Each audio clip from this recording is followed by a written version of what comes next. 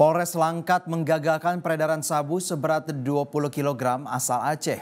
Rencananya sabu tersebut akan diedarkan di wilayah Kota Medan dan sekitarnya.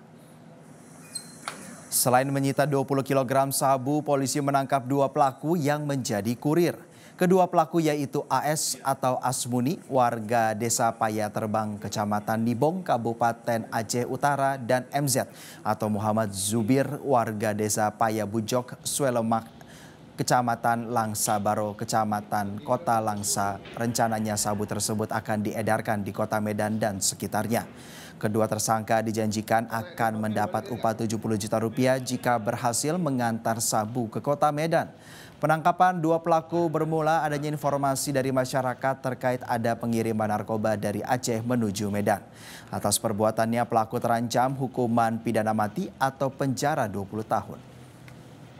Jelajahi cara baru mendapatkan informasi. Download Metro TV Extend sekarang.